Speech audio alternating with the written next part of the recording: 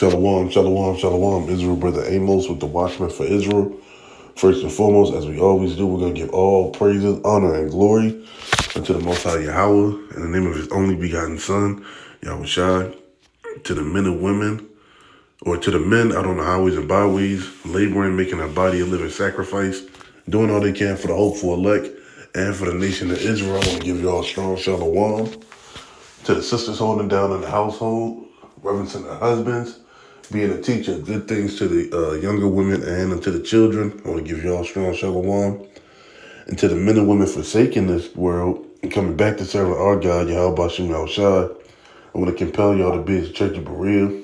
Search the scriptures daily and diligently to see if the words that be spoken you are true or not.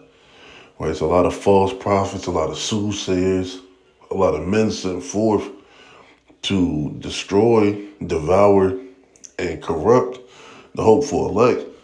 But it's our job, first and foremost, as your brethren, secondly, as the men of Yahweh Hashem Yahushai, to combat that wickedness with righteousness, providing the precepts, wisdom, all things to magnify the name of our God, Yahweh Hashem Yahushai.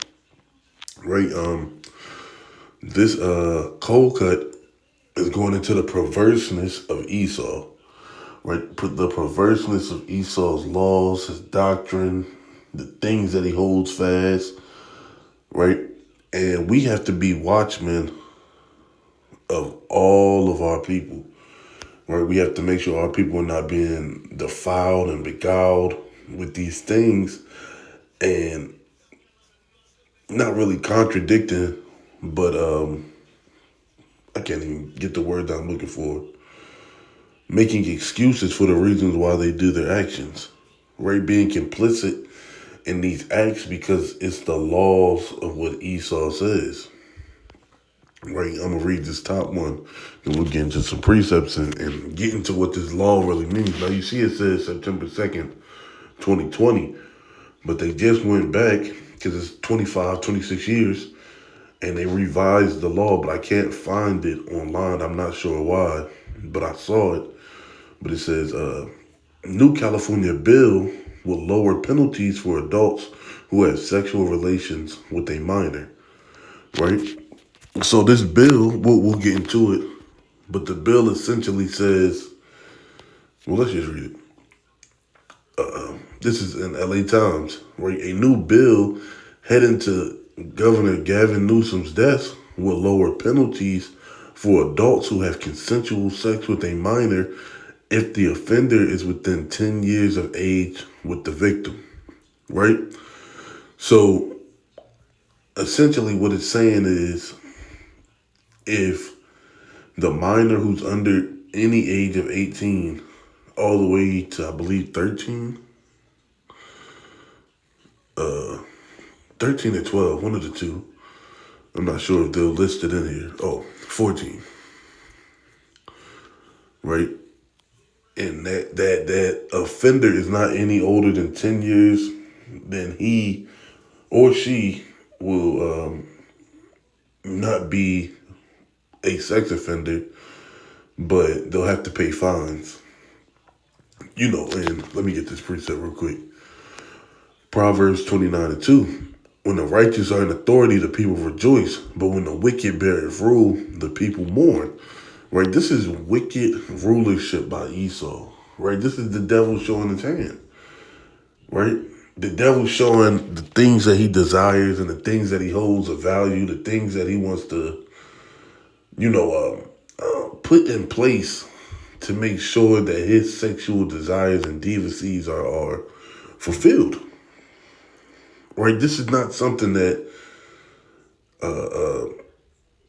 was passed over and made allowed, or not made allowed, was not broadcasted throughout everywhere, because Esau does things secretly, right? They do things and they corrupt and they do it so quietly that you don't even realize, right? It says SB 145 passed in both houses of the state late Monday evening. It signed into law a 24-year-old can have sexual relations with a 15-year-old child without being required to register as a sex offender.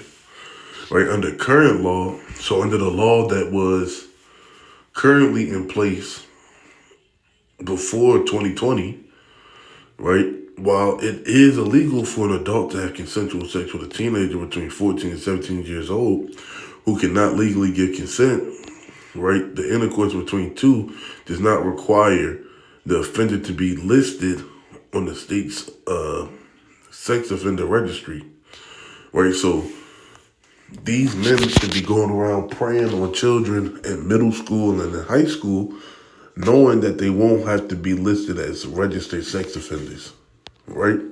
Which is madness and mind-blowing. I had another precept.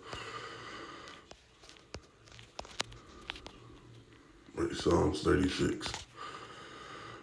Right, this is Psalms 36 and 1. The transgression of the wicked saith within his heart, there is no fear of God before his eyes. For he flattereth himself in his own eyes until his iniquity be found to be hateful. So these things are flattering in the eyes of the so-called white man. Right, lusting after children. Right, finding ways to do it where they can stay, within the parameters of the law. Right, oh, well, I didn't break this law, so I'm not going off and excuse me. Yeah, I didn't break this law, so I didn't go off and do anything too wicked. Oh, I made sure she wasn't under 10 years of my age. So you go all the way to a 27-year-old and a 17-year-old, a 24-year-old and a 14-year-old, 23-year-old and a 13-year-old. Right, that's not crazy. These are children. These are children, and they find ways to corrupt and destroy the minds of children. Right, they use their ability to write wicked laws to fulfill their wicked fantasies.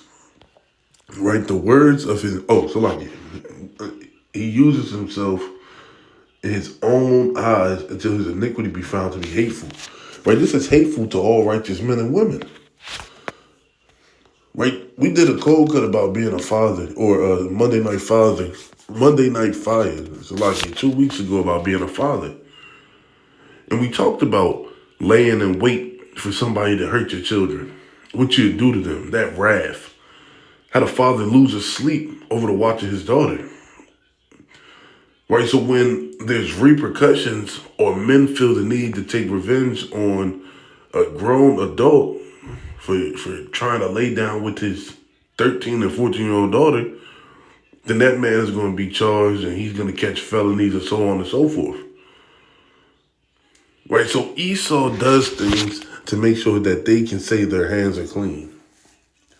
Right, even with this war in Iran, they justified themselves bombing schools full of children. Right, the Gaza Strip, where over 70% of the inhabitants are children, they're bombing them. Right, saying it's a justification because all the wickedness and bombs and militias over there. How you gonna have a militia with a nation more than 50% of children? Right, living in poverty, having no water. Like, these are the things that Esau does to make it seem like he's good, his heart is pure, he can do no wrong. But in the eyes of those who know, it's hateful, it's wicked, it's disgusting. Right, the words of his mouth are iniquity and deceit. He hath left off to be wise and to do good. He devises mischief upon his bed. He setteth himself in a way that is not good. He abhorreth not evil. Right? You have to be a wicked person to sit on your bed and conjure up a law like this and make it seem sweet in your eyes and write it down on 800 pieces of documents and give it to the Senate and y'all go over it and they cast votes and the votes pass. No righteous man is thinking about anything of those natures. A righteous man is thinking about keeping his household in order. A righteous man is thinking about getting free from this captivity. A righteous man is thinking about doing things that are pleasing unto Yahweh B'Shem Yahushai. Right? A righteous man isn't sitting there saying, right, what can I do? What can I do to get my rocks even more off? It's wickedness.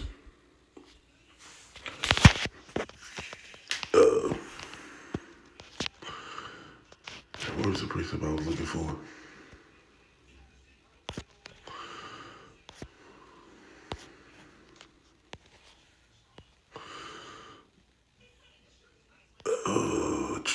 It was Baruch 5. I'm having a mind block. I can't even find. I think it was Baruch, the 5th chapter. For God was your breath.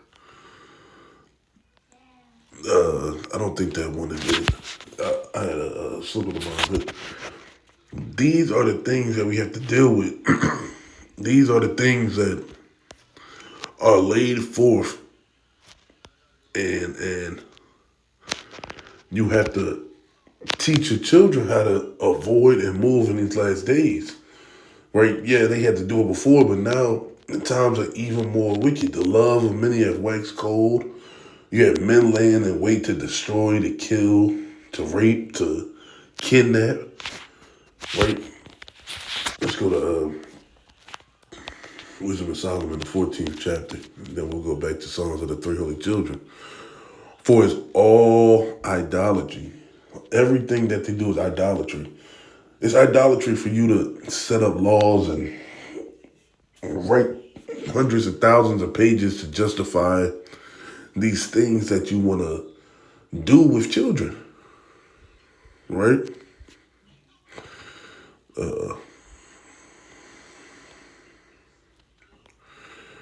Right, this is Wisdom of Solomon 14 and 21. Moreover, this is not enough for them that they erred in the knowledge of Yahweh. Right? So it wasn't enough that these people were doing things that they ought not to do. They wanted to go above and beyond to see what exactly they can do to get as far away from the knowledge of Yahweh as they can. But whereas they lived in a great war of ignorance, these so great plagues called they peace. Right? People call this place peace. The land of opportunity, the land of milk and honey. Right? America the beautiful. Right? These are plagues, but our people call it peace. For whilst they slew their children in sacrifice, or used secret ceremonies, or made revilings of strange rites, they kept neither lives nor marriages any longer defiled. So these lives are no longer defiled, man. Right? If you laying down with children, you're defiling their mind. Right? That's why you have all these sodomites and damn freaks and trans dressers and cross dressers and transformers, and their mind is all bugged out. 9 times out of 10, they were abused and touched as children. These lives are no longer defiled.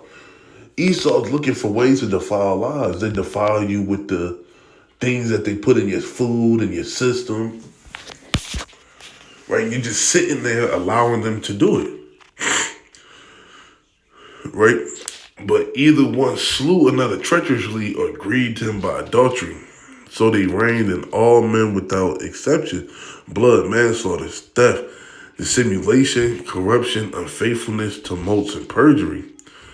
Right? All these things are laying inside those who truly hate Yahweh Shem Yahushua, who truly despise, who truly despise what the Most High has laid forth as righteousness in his eyes.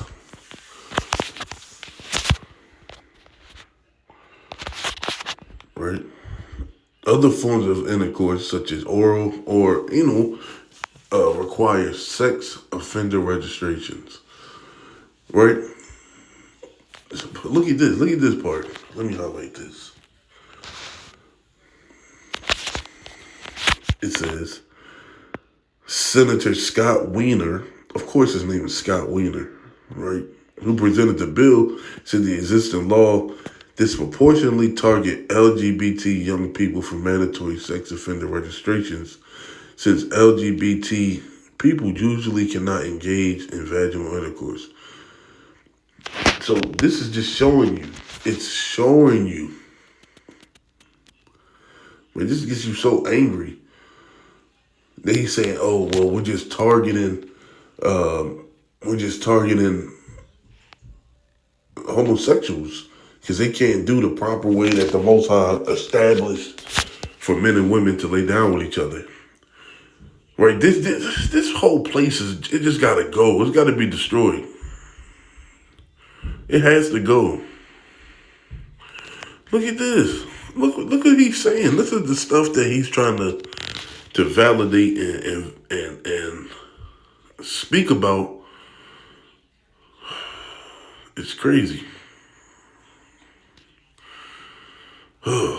California sex offender registry continues to draw that distinction and antiquated, outdated, leftover distinction that somehow oral sex is worse than vaginal sex. When it said, what are we talking about? What does this profit anybody?